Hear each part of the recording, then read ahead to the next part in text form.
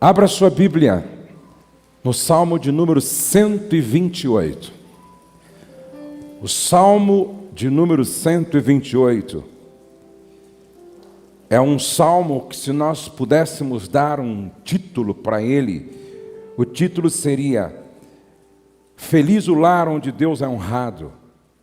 Feliz o lar aonde Deus é honrado.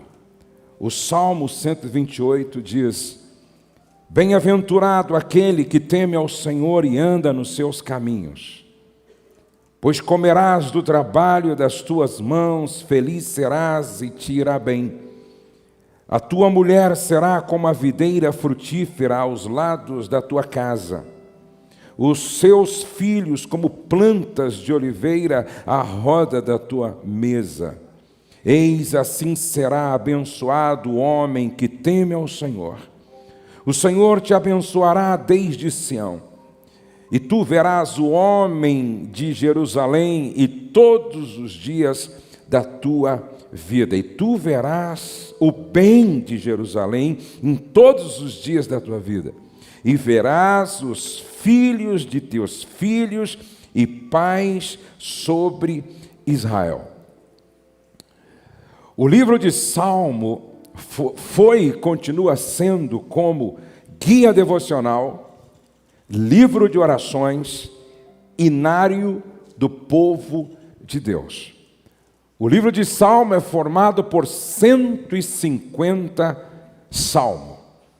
E o Salmo 128 faz parte de um grupo, ou por que não dizer de um conjunto de salmos, de 15 salmos, conhecido como o Salmo do caminhante, o Salmo da jornada, o Salmo da estrada, o Salmo de romagem.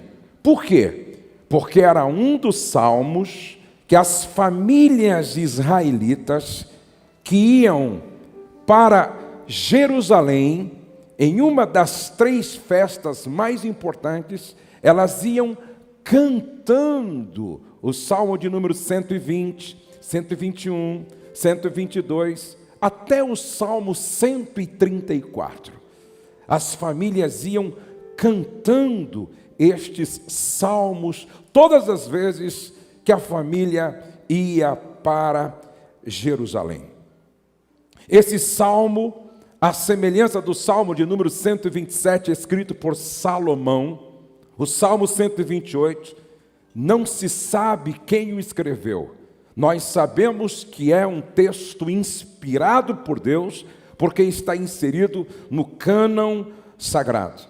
Aquela viagem durava dias, e os judeus iam debaixo daquele sol causticante, e esta mensagem do Salmo servia para motivar, para inspirar, para enchê-los de esperança e de alegria. E este Salmo, à semelhança do 127, fala de família.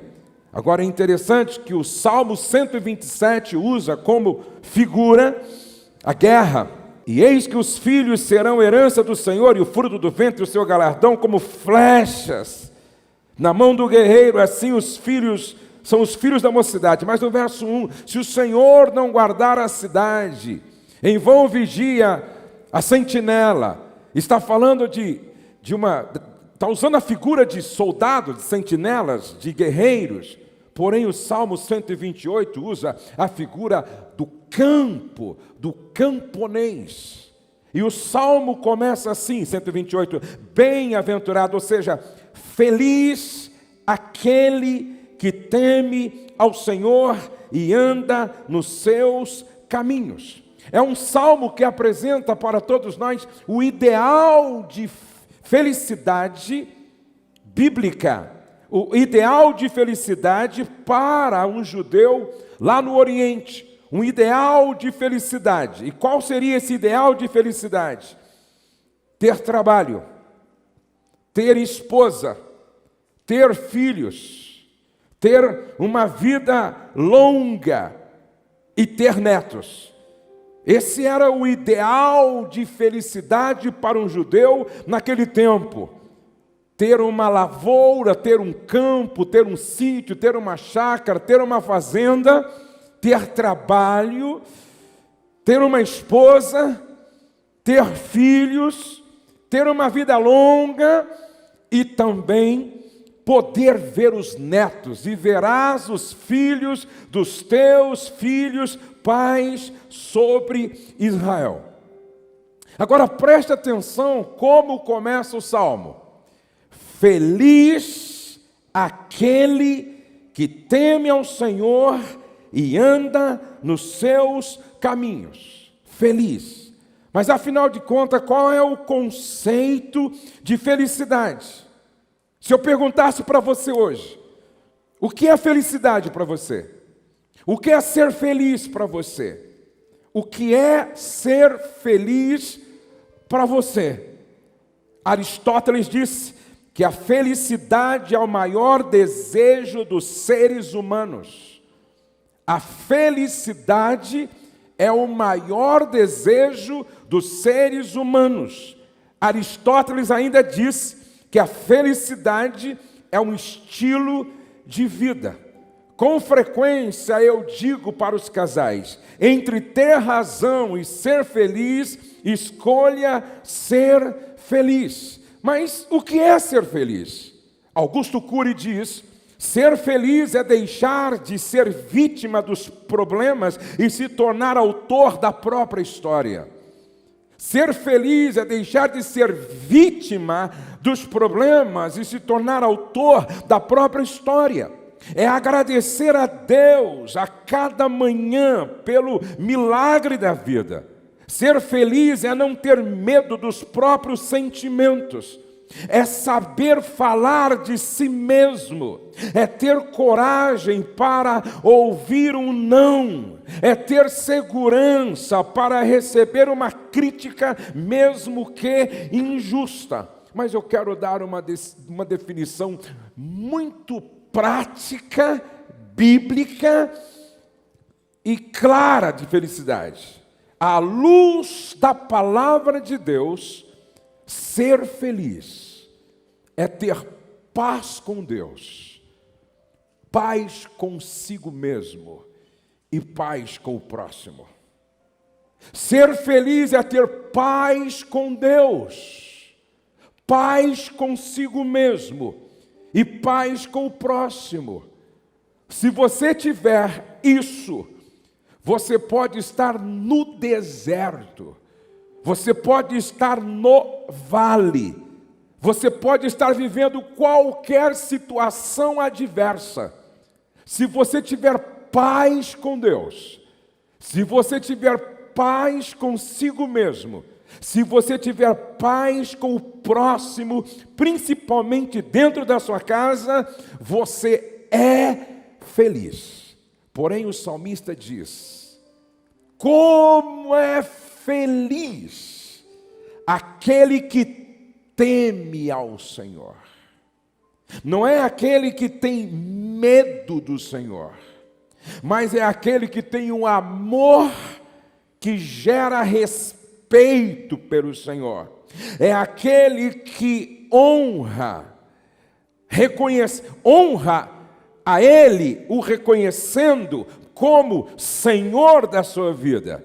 E porque Ele o reconhece como Senhor da sua vida, o seu prazer é em viver para agradá-lo. Como Ele o reconhece, como Ele reconhece o Senhor como Senhor da sua vida, o seu prazer é viver para agradá-lo. Nesse sentido, ele teme ao Senhor.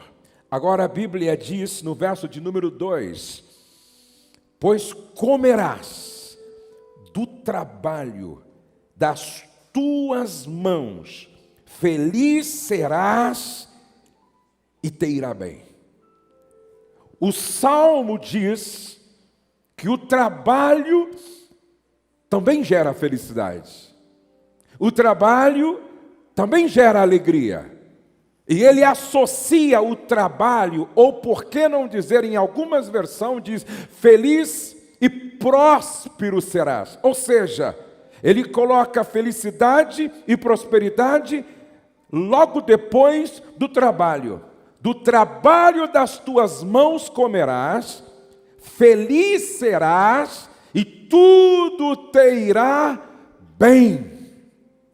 Olhem para cá, por favor. Como eu gostaria que todos os rapazes que estão namorando estivessem aqui.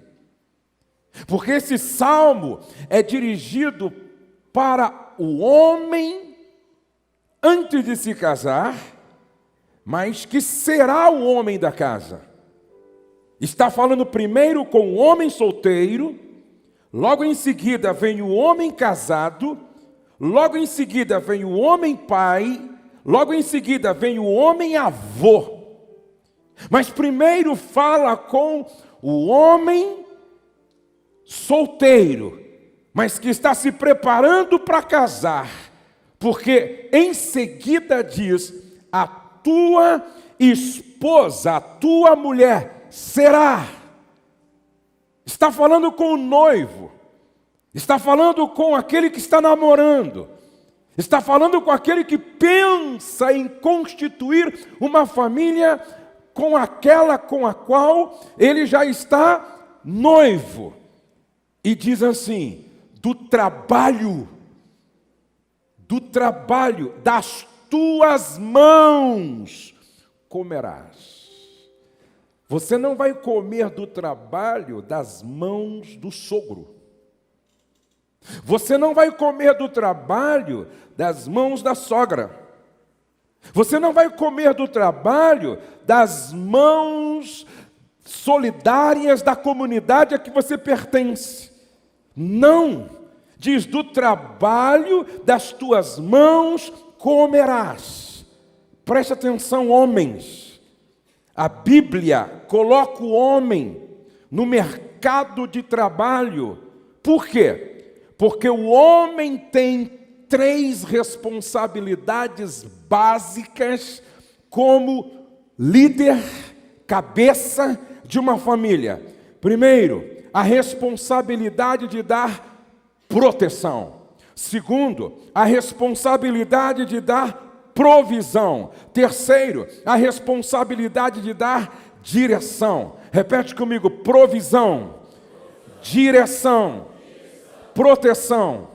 Outra vez: provisão, proteção, direção. Isso tem a ver com maturidade. Isso tem a ver com responsabilidade. Isso tem a ver com integridade. À luz desse texto eu compreendo que casamento não é para meninos. Casamento é para homens. Eu vou repetir. Casamento é para homem. Casamento não é para meninos. Porque requer maturidade, responsabilidade e integridade. Trabalho fala de serviço. Serviço tem a ver com servir. Por isso, quem não serve para casar e nem para constituir família. Veja o que Paulo disse na carta aos Efésios, capítulo 6, versos 7 e 8. Sirvam aos seus senhores de boa vontade, como servindo ao Senhor e não aos homens. Provérbios 14, verso 23. Todo trabalho árduo traz proveito, mas só falar leva à pobreza. Provérbios 12, verso 24. As mãos diligentes governarão, mas os preguiçosos acabarão como escravos. Presta atenção. As mãos do trabalhador, as mãos dos que vão à luta, as mãos dos que não têm preguiça, as mãos do diligente, preste atenção, governarão. Olha como está escrito na Bíblia a mensagem. O que é proativo, que tem iniciativa própria, que acorda cedo, que vai atrás, que arregaça as mangas, sobressai e se torna líder. Mas o preguiçoso não tem jeito, será dominado. Interessante. Quem inventou o trabalho não foi o diabo. Quem inventou o trabalho não foi Satanás. Trabalho é iniciativa de Deus. Ele faz Adão, o coloca no jardim e diz: estou te colocando aqui para você cultivar e para você guardar. Êxodo capítulo 20, verso 9 ao 11, aonde Deus dá aos homens, através de Moisés, a lei, o decálogo: 6 dias trabalharás e farás toda a tua obra. Provérbios 20, verso 13, não ames o sono, para que não empobreças. Diga para o irmão ao lado: quem dorme muito ficará pobre. Morrerá pobre. Então eu sei que muitos solteiros e muitas solteiras estão me ouvindo, e a primeira parte do Salmo está falando com um homem que ainda não casou-se, mas que está indo para o casamento. Preste atenção aqui. Quantas não se casaram ainda? Levante a mão. Meninas que não se casaram, levante a mão assim, bem alto, por favor. Ok, que bom que vocês vieram. Comecem bem. Comecem com um rapaz que gosta de trabalhar. Porque quem nada faz, nada vale.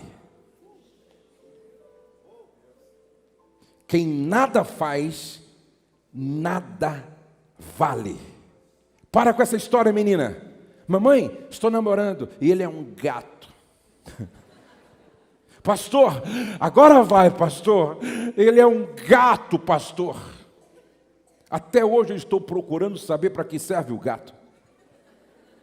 Você conhece algum gato guia?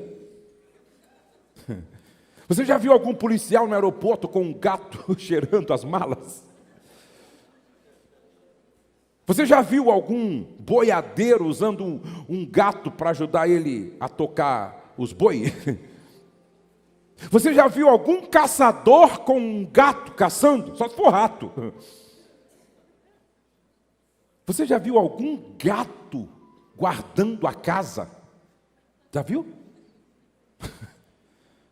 Eu nunca vi um bicho mais preguiçoso do que o gato, gente.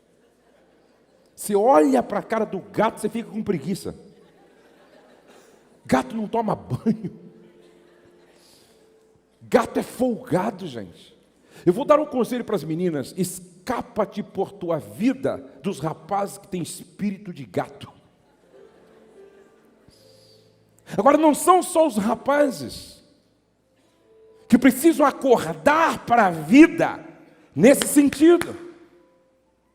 Cuidado com as meninas gatinhas que dormem até o meio-dia. Acordam mal-humoradas. Quando a sua filha, pré-adolescente, acordar mal-humorada e reclamar de tudo, pergunta para ela: quem paga a conta de luz? É você? Não? E a conta de água? Também não. E a comida? Você paga? Também não. E o aluguel você paga? Também não. E a gasolina do carro que te leva, você paga? Também não. Você paga manicure, pedicure, cabeleireiro? Também não. Você paga academia? Também não.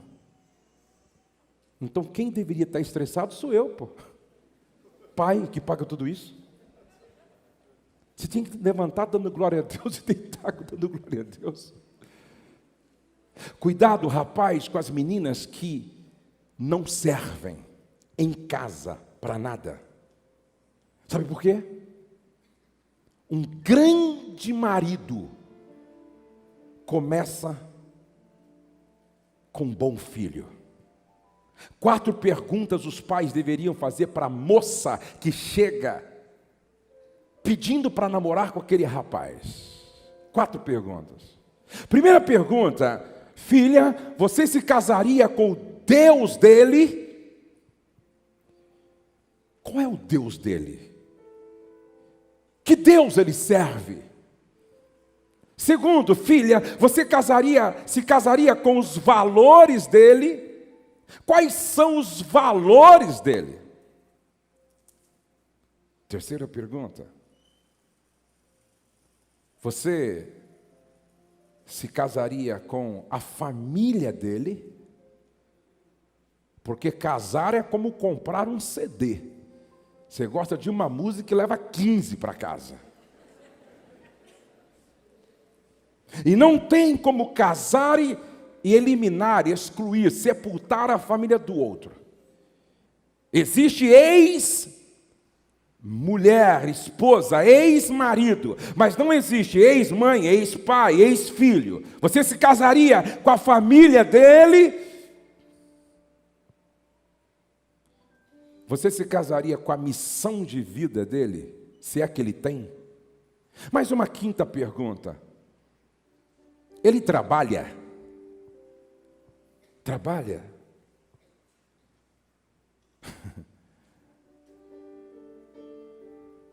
Ele trabalha?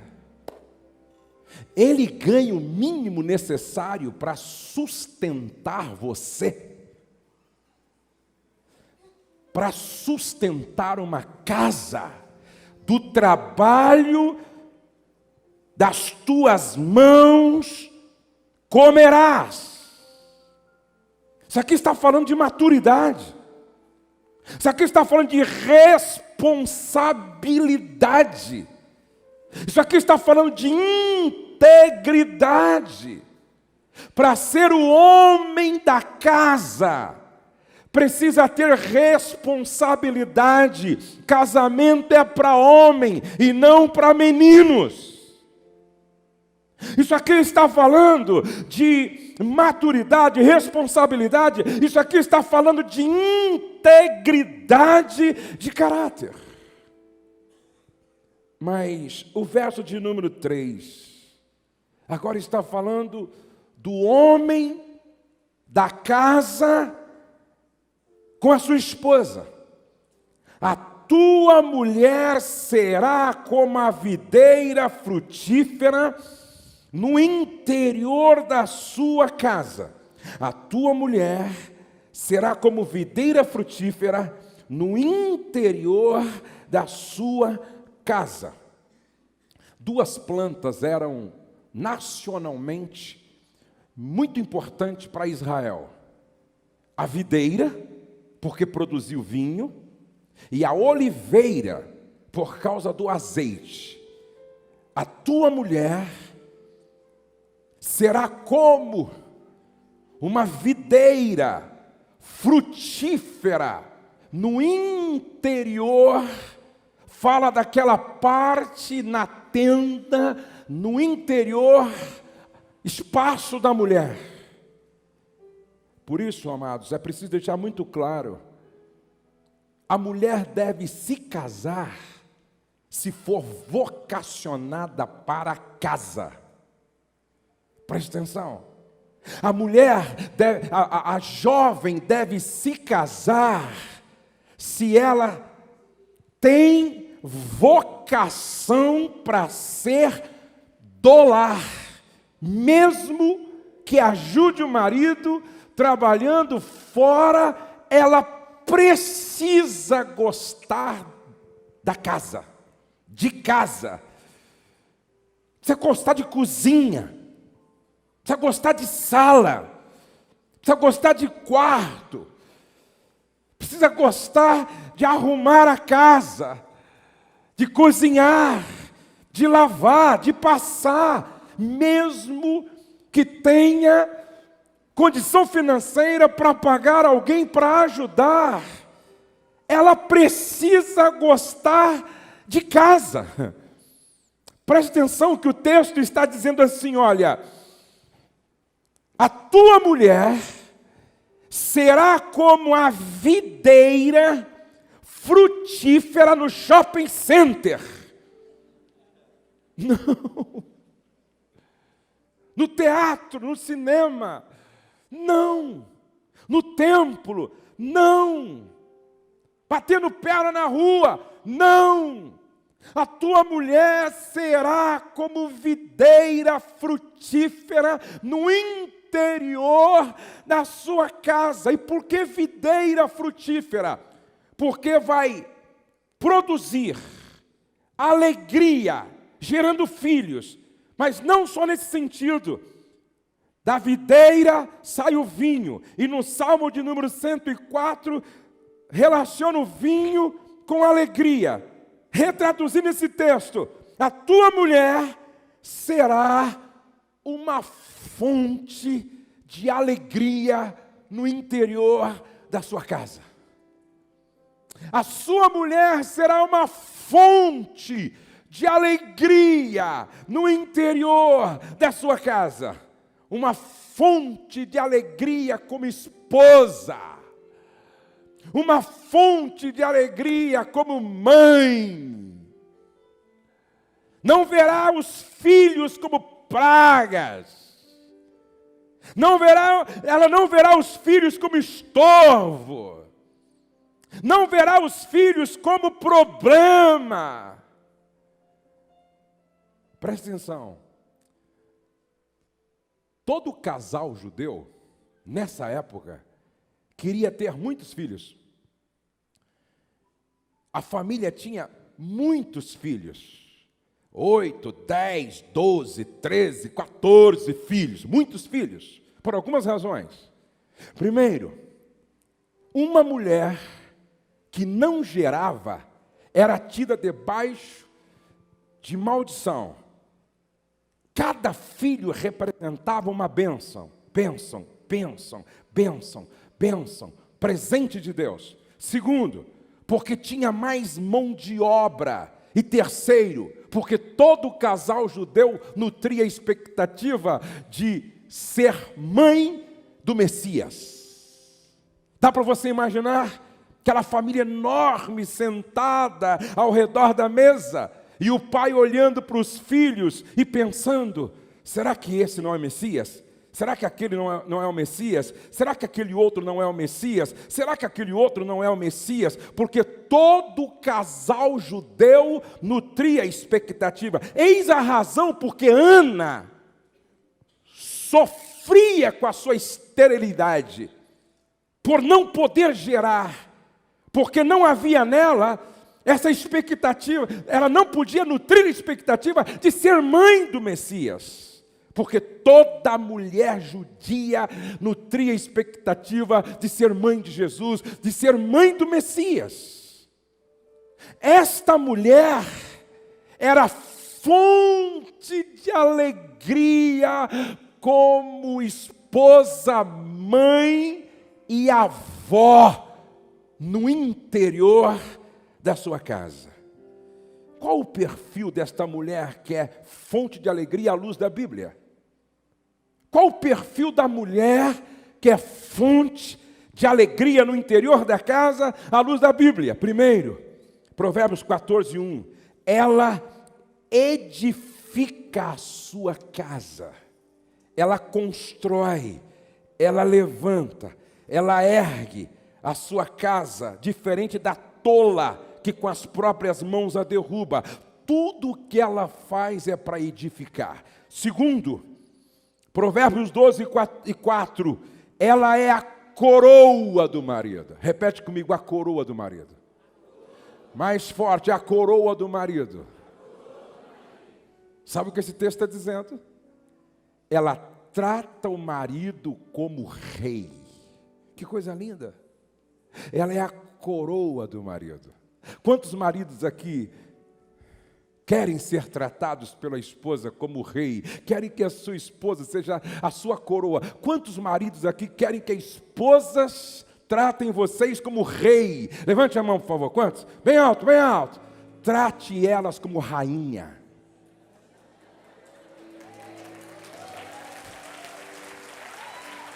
É simples assim. Quer ser tratado como rei? Trate a sua mulher como rainha. Agora preste atenção. Essa mulher que é fonte de alegria, ela tem espírito manso e dócil. 1 de Pedro 3 e 4.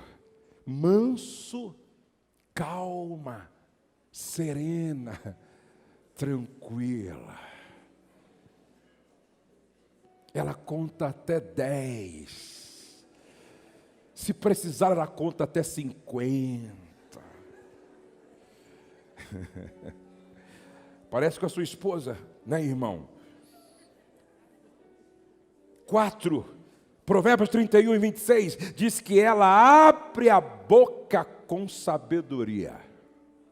Uma mulher que abre a boca com sabedoria, ela fala o certo, na hora certa, da forma certa, no lugar certo.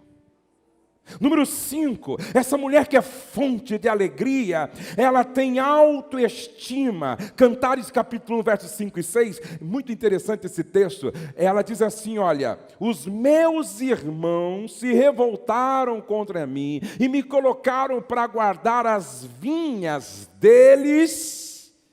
E eu fiquei tanto tempo exposta ao sol que a minha pele ficou queimada e escurecida. Porém, olha que coisa linda. Porém, eu continuo bela como as cortinas do templo de Salomão. Você lê o livro de Cantares, você vê algo extraordinário nesta mulher. A sua autoestima, a sua autopercepção. Ela diz assim, eu sou o lírio dos vales e a rosa de Saron. Irmã, a maneira como você se enxerga determina a sua felicidade ou infelicidade. A maneira como você se percebe determina o seu sucesso ou o seu fracasso. A maneira como você se enxerga determina até aonde você irá. Eu vejo mulheres bonitas se achando feias. Essa mulher diz, estou com a minha pele escurecida, porque meus irmãos me fizeram ficar exposta no sol, lá na lavoura, cuidando das vinhas deles. Porém, quando eu me vejo, eu me enxergo tão bela como as cortinas do palácio de Salomão. Como é que você se vê? Eu estava em Londres, ministrando. Depois do culto, fui almoçar com um grupo de esposas de pastores e pastores. E eu e a Rose vimos lá, né, Rose? Uma esposa de pastor que estava batalhando para emagrecer. E ela tinha já perdido alguns quilos, não é? Só que ainda não estava no peso ideal. Mas ela fazia cada brincadeira com ela mesma. E ela falava de um jeito assim, como sendo a dona da cocada preta. Ela brincando com a sua própria, com o seu próprio peso. E ela se achava, assim, a mais bonita de todas. Eu achei aquilo maravilhoso. Passe a se enxergar como Deus te vê. Quando Deus olha para você, Ele diz, pérola de raro valor. Quando Deus olha para você, Ele diz, você é a menina dos meus olhos. Quando Deus olha para você, Ele diz, você é templo do meu Espírito Santo. Quando Deus olha para você, Ele diz, você é a catedral móvel que transporta a minha glória. Quando Deus olha para você, Ele vê Jesus em você. Por isso, se enxergue como Deus te enxerga. Se perceba como Deus te percebe. E aí, você diz, mas o meu marido, se o teu marido te ama, ele sempre vai olhar para você com as lentes do amor. E essas lentes fazem milagre, gente. Às vezes eu vejo assim algumas irmãs dizendo assim, ó, o marido não é aquela coisa toda, não é? O marido não está com essa corda toda. E eu vejo algumas irmãs falando assim, numa roda, é um gato, não é? É lindo, não é? Olha que maravilhoso. Aí você diz assim, o amor faz milagre. A beleza está nos olhos de quem vê. Preste atenção, a beleza está nos olhos de quem vê. Número 6, Provérbios 31 e 23, essa mulher que é fonte de alegria, ela é a causa do sucesso do marido. Irmã, olhe para cá. A maneira como o seu marido se veste revela o tipo de mulher que ele tem. A Bíblia está dizendo que esse homem, ele era respeitado quando se assentava com os anciões na porta, por causa da mulher que ele tinha. Preste atenção, uma mulher sábia se torna a causa do sucesso do marido. Vocês ouviram aqui o Delino dizendo, eu liguei para minha mulher e disse para ela, surgiu uma oportunidade, fico aqui ou não? E a mulher sábia disse, fica, enviou roupa para ele. Preste atenção, mulher visionária, mulher que enxerga além, mulher que se torna a causa do sucesso do marido, porque é positiva, é otimista. Provérbios 31 e 24, ela é proativa, tem iniciativa. Aqui diz que esta mulher, ela faz roupa, ela vende roupa, ela avalia uma propriedade, ela compra, ela negocia, ela é proativa, ela não espera o marido empurrar ou uma situação catastrófica obrigá-la. Ela toma a iniciativa para fazer as coisas acontecer. Ela não fica apenas reclamando em casa, murmurando, não. 8, ela tem visão positiva do futuro. Provérbio 31, 25, diz que ela ri ao olhar para o futuro. Ela não tem medo da velhice, porque ela sabe que a beleza interior não enruga, a beleza interna não envelhece. Por isso ela olha para frente e dá risada do futuro. Ela não tem medo das rugas, porque ela está envelhecendo de forma inteligente. Efésios 5 e 24, ela exerce missão de apoio. Agora preste atenção, eu quero concluir lendo o último verso. E verás os filhos de teus filhos e pais sobre Israel. Isso é uma profecia. Você crê? Você crê que há promessas nesse salmo aqui? Faça assim com a sua mão, por favor. Faça assim. O Senhor te abençoará. Eu vou repetir. O Senhor te abençoará.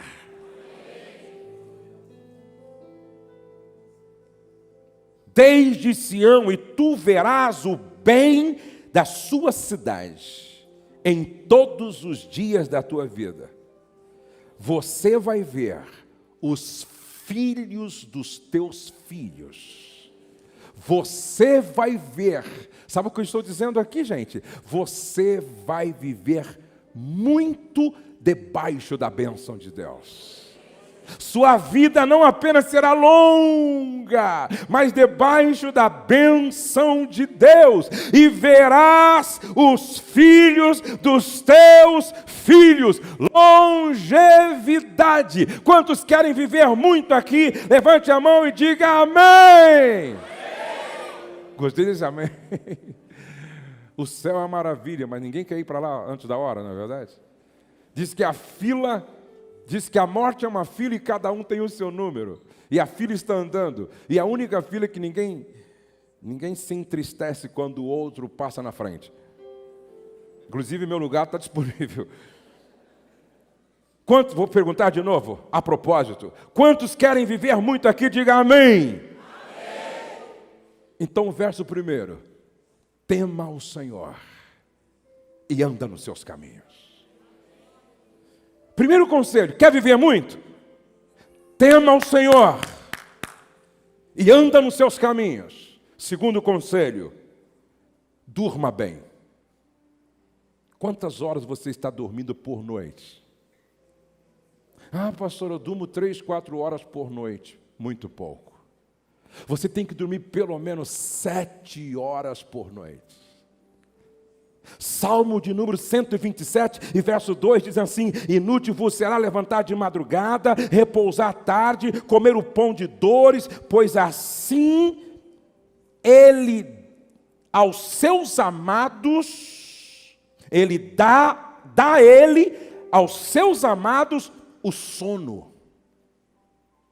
Se o sono não fosse importante, Deus não teria se preocupado em deixar registrado na palavra: aos meus amados eu dou sono. Olhe para o irmão ao lado e diga, pergunte: você está dormindo bem? Preste atenção. Tem muita gente que acorda mal-humorado, irritado. Tem muita gente que levanta da cama perturbado. E aí, alguns dizem assim: o diabo está furioso, a minha esposa está furiosa, a minha sogra está furiosa, o meu sogro está furioso, lá no trabalho o diabo está solto. E às vezes não é o diabo. É que, por que você não está dormindo bem? E você dorme às vezes 3, 4 horas e não atinge o sono REM. Na verdade, você não dormiu bem. O pouco que você dormiu, aí você acorda com os nervos à flor da pele.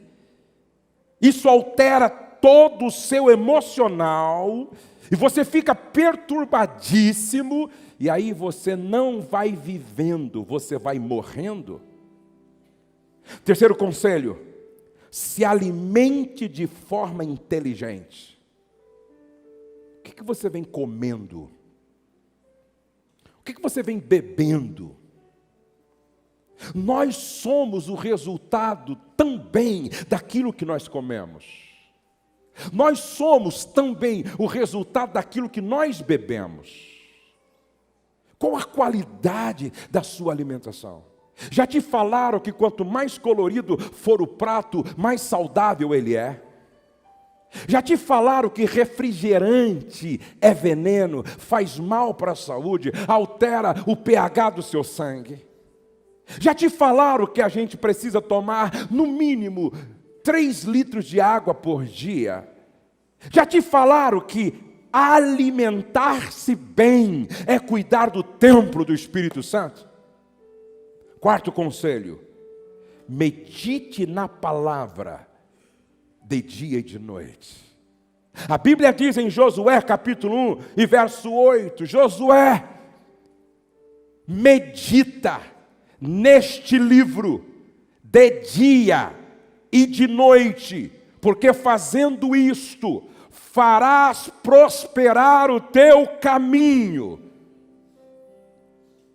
Quinto e último conselho para viver muito, Efésios 6, verso 2 e 3, honra teu pai e tua mãe, para ter longa vida e vida longa próspera.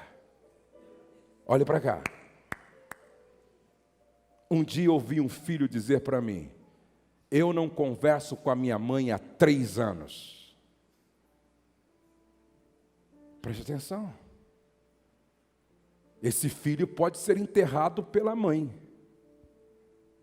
A Bíblia garante vida longa para filhos que honram os pais. A desonra pode encurtar meu tempo de vida.